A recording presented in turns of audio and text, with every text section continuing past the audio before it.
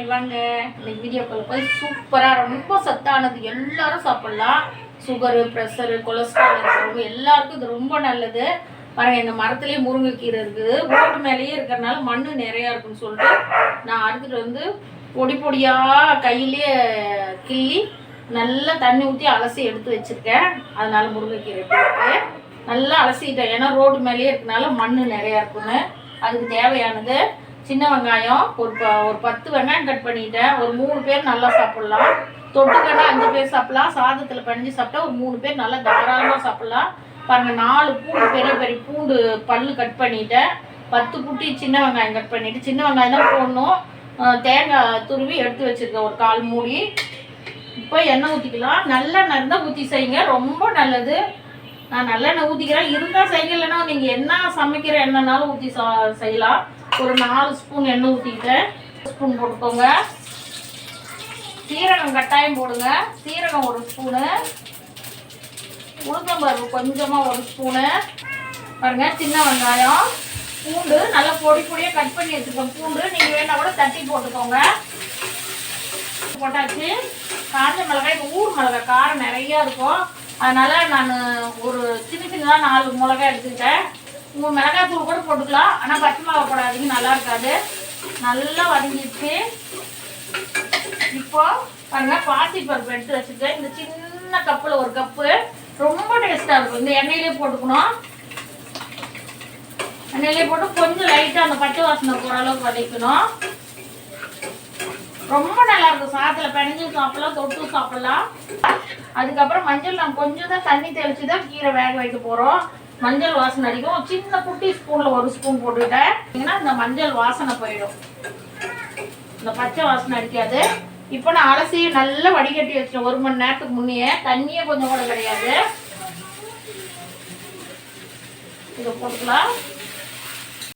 நல்லா வதக்கி வச்சு பாருங்க. இப்போ நம்ம கல் உப்பே போட்டுக்கலாம். கொஞ்சம் தண்ணி ஊற்றி தான் வேக வைக்க போகிறோம். கட்டாயம் ஒரு சின்ன ஸ்பூனில் 1 ஸ்பூன். ஏன்னா கீரை வந்தால் கொஞ்சம் இவ்வளோ தான் வரும். அதனால சின்ன ஸ்பூனில் 1 ஸ்பூன் போட்டுக்கோங்க.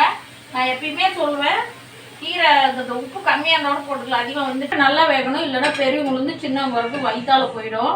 கீரை மட்டும், முருங்கைக்கீரை மட்டும் நல்லா வேகணும். எல்லாம் போட்டாச்சு. வெந்த பின்னாடி கொஞ்சம் பெருங்காயம் போட்டு கொஞ்சம் தேங்காய் போட்டு இறக்கணும். பெருங்காயம் எதுக்கு போடுறோன்னா, முருங்கைக்கீரை அவ்வளோ சீக்கிரம் ஜீரணம் ஆகாது. பாசிப்பருப்பு வேற போட்டிருக்கோம். அதுக்கு இந்த பெருங்காயம் போட்டோம்னா வாசனையும் நல்லாயிருக்கும். நமக்கு உடம்புக்கு அவ்வளோ நல்லது. வயசானவங்களாம் சாப்பிட்டா அவ்வளோ நல்லது. அந்த ஒரு 1/2 ஸ்பூனு, சின்ன குட்டி ஸ்பூனில் 1/2 ஸ்பூன் பெருங்காயத்தூள். பாருங்க, 1/2 மூடி தேங்காய் துருவி வச்சுருக்கேன். போட்டு இறக்கி சாதத்தில் போட்டு சாப்பிட்லாம். இந்த சேனல் பார்க்குறவங்க லைக் பண்ணுங்கள், கமெண்ட் பண்ணுங்கள், ஷேர் பண்ணுங்கள், ஒரே ஒரு சப்ஸ்கிரைப் பண்ணி விடுங்க. கீரை வந்துருச்சா பார்க்கலாம் வாங்க. பாசிப்பருப்பு வந்து வேக வச்சு எடுத்து கொட்டி செய்யலாம். அது வளவலன்னு நல்லா இருக்காது. இந்த மாதிரி செஞ்சு பாருங்க, சூப்பராக இருக்கும். ரொம்ப எல்லா கீரையை விட முருங்கைக்கீரையில் எல்லாருக்குமே தெரியும், ரொம்ப சத்து இருக்கு. பாருங்கள், நல்லா வெந்துருச்சு. நல்லா வெந்துருச்சு. தண்ணி இல்லாத இந்த கப்பில் 2 கப்பு தண்ணி வைங்க. பாசிப்பருப்பு ஒன்றும் அதிகமாக வேகக்குள்ள நமக்கு சாதம் போட்டு பிணைஞ்சி சாப்பிட்டுக்கலாம். அது வாயில் மாட்டுக்கலாம், டேஸ்ட்டே தனி. நீங்கள் இது மாதிரி செஞ்சு பாருங்கள். ஒரு சின்ன ஸ்பூனில் ஒரு 1/4 ஸ்பூன் போட்டுக்கலாம் பெருங்காயம். ஏன்னா வயசானவங்களாம் சாப்பிட்டிங்கன்னா, சின்ன குழந்தைங்கலேருந்து எல்லாருக்கும் ஊட்டுனோம்னா இந்த பெருங்காயம் போட்டால் முருங்கைக்கீரை கொஞ்சம் ஜீரணம் ஆகாது. அதனால் பெருங்காயம் போட்டால், பெருங்காயம், பூண்டு இதெல்லாம் நல்ல ஜீரண சக்தி, நல்ல சத்து. அதுக்காக பெருங்காயம் கட்டாயம் போடுங்க. கொஞ்சமாக போடுங்க, நிறையா போடாதீங்க, டேஸ்ட் மாறிடும். குட்டி ஸ்பூனில் 1/4 ஸ்பூனு. பாருங்கள், ஒரு 3 பேர் சாப்பிட்லாம். சாதத்துலேயும் போட்டால் கூட நல்லா பெருங்காயம் போட்டு நல்லா கிளறிட்டு, பெருங்காயம் எல்லா இடத்துலையும் போகிற மாதிரி கிளறிட்டு, அதுக்கப்புறம் தேங்காய் போடுங்க. ரொம்ப சிம்பிளானது. ஒரு 10 நிமிஷம் வேலை, அவ்வளோதான். இது வந்து முருங்கைக்கீரை வந்து உருவுறது தான் கஷ்டம். மீதி செய்யறது ரொம்ப ரொம்ப ஈஸி. 10 நிமிஷம். ரொம்ப ரொம்ப டேஸ்ட்டாக இருக்கும் பாருங்கள். சூப்பராக முருங்கைக்கீரை ரெடி. ஹெல்த்தியானது. சும்மா இந்த கறி, மீன், முட்டை இதே சாப்பிட்டுருக்கூடாது. இந்த மாதிரி கொஞ்சமும் சாப்பிட்ணும். வாரத்தில் இது ஒரு 3-4 நாள் சாப்பிட்ணும். கறி மீனுங்கிறது ஒரு 2 நாள் 3 நாள் 2 நாள் சாப்பிட்லாம். இந்த கீரை ஒரு 2-3 நாள், சாம்பார் ஒரு நாள், காய் ஒரு நாள், அது மாதிரி மாற்றி மாற்றி சாப்பிட்டா உடம்புக்கு நல்லது. முருங்கைக்கீரை ரெடி ஆகிடுச்சு. வாங்க சாதம் சாப்பிட்லாம். பாருங்கள், முருங்கைக்கீரை பொரியல் சூப்பராக ரெடி ஆகிடுச்சு. வாங்க, சுட சுட சாதம், முருங்கைக்கீரை. கிளைமேட்டும் ஒரு மாதிரி இருக்குது. நல்லா டேஸ்ட்டாக பாருங்கள். பாசிப்பருப்பு வெந்து வேகாத இருக்கும்.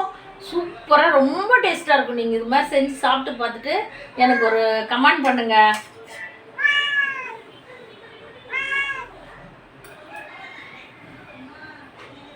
ரொம்ப நல்லாயிருக்கு. நாங்கள் அடிக்கடி இது செய்வோம். எல்லா வீடியோவுமே நாங்கள் சாப்பிட்ற நேரத்துக்கு செஞ்சுட்டு நாங்கள் சாப்பிட்றது தான் வீடியோ போடுறோம். வீடியோவுக்கும் நான் எதுவுமே பண்ணுறது கிடையாது. நாங்கள் என்ன சாப்பிட்றோமோ அதை தான் வீடியோ போடுறோம். எல்லோரும் நல்லா பார்க்குறீங்க. என் சேனல் பார்த்து எனக்கு 2000 சப்ஸ்கிரைப் மேலே வந்துருச்சு. 2000 சப்ஸ்கிரைப் பண்ண அனைவருக்கும் ரொம்ப ரொம்ப ரொம்ப தேங்க்ஸ். என்னுடைய வெற்றி பாதைக்கு நீங்கள் தான் எனக்கு முன்னணி. அதனால் சப்ஸ்கிரைப் பண்ணுறவங்க, லைக் பண்ணுறவங்க, என் சேனல் பார்க்குறவங்க அனைவருக்கும் இந்த புத்தாண்டை ஒட்டி ரொம்ப நன்றி தெரிவிச்சுக்கிறேன். மேலும் மேலும் பாருங்கள். என்னால் முடிஞ்ச வீடியோ சிம்பிளாக செலவில்லாத வீட்டில் இருக்கிறத வச்சு நம்ம வீட்டில் சாப்பிட்ற மாதிரி நான் போடுறேன்.